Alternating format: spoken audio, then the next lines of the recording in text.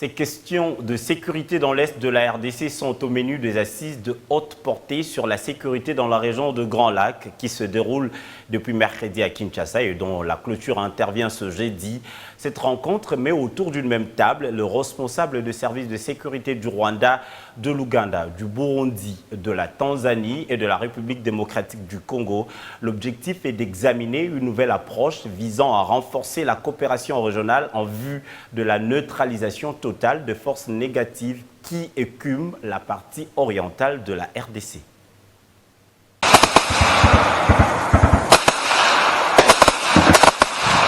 L'insécurité dans la région des Grands Lacs avec l'activisme des groupes négatifs, une problématique qui nécessite l'implication de tous pour son éradication.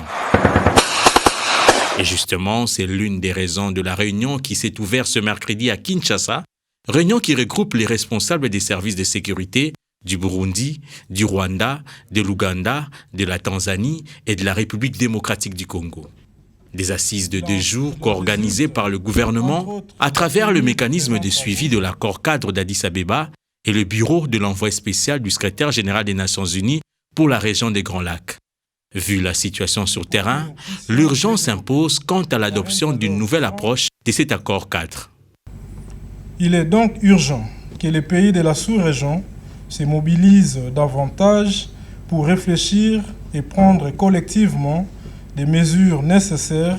pour donner un nouveau contenu au dit accord cadre à l'effet de construire et de cimenter des infrastructures matérielles et immatérielles pour le développement socio-économique, gage d'une paix durable dans la sous-région.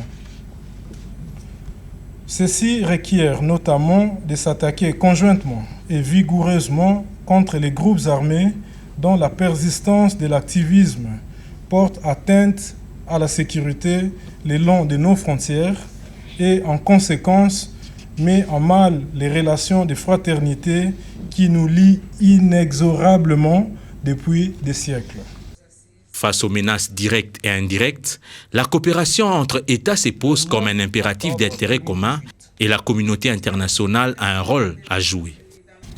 Il est donc dans l'intérêt de la communauté internationale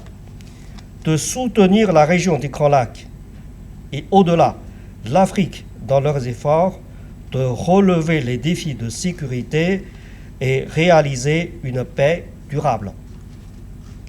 Cette contribution, mesdames et messieurs, doit se faire dans le strict respect de l'autonomie et du rôle principal du continent africain.